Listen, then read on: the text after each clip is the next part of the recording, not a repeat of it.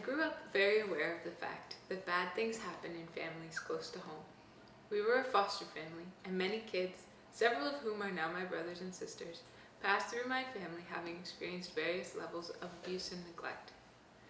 As I grew older, I was frequently confronted with questions about what country they were from, and I would get so angry that people were ignorant to the fact that so many horrible things could happen right here in our region. But I still managed to maintain a notion that somehow education and success would protect me.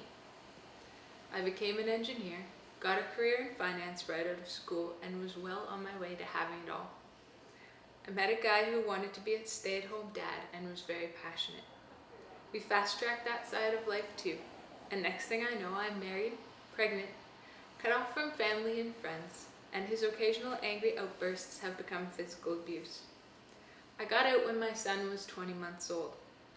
I realize now that it took me over 2 years of emotional and intermittent physical abuse to get out, in part because, with much reinforcement from my husband, I thought I couldn't really be an abused woman.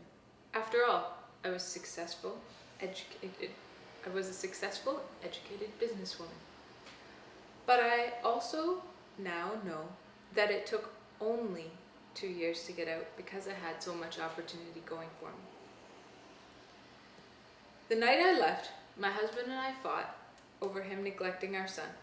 Eventually he pinned me to the basement stairs with his hand on my throat.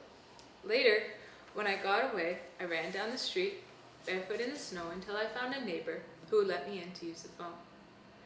It took a while to accept the fact that I very well could have died that night, but it has changed my life significantly.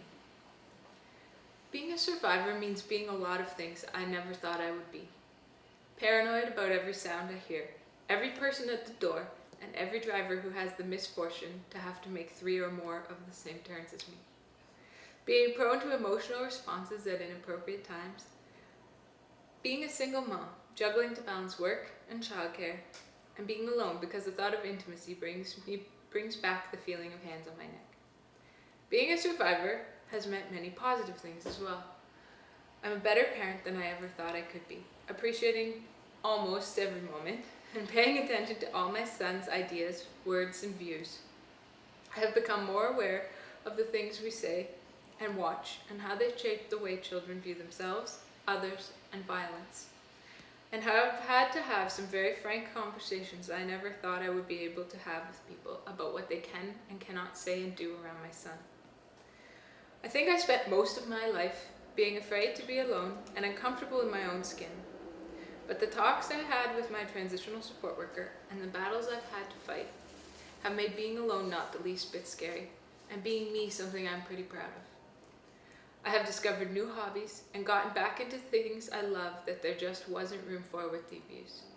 My interest in physical fitness has grown and has been one of the biggest healing factors, because I think that through the process of the court case on the assault and the stress of grinding out a separation agreement with an abuser, sometimes you just need to hit a punching bag or throw some weights around. The wall of challenges ahead of me is bigger than it was 6 years ago, fresh out of school. But my faith has grown, and the gratitude I have for my life makes the future far less scary than it ever was before. Now every day has a bit more perspective. I'm alive, I have my son, and we have a roof over our heads. Life may be stressful, but that's a lot to be grateful for.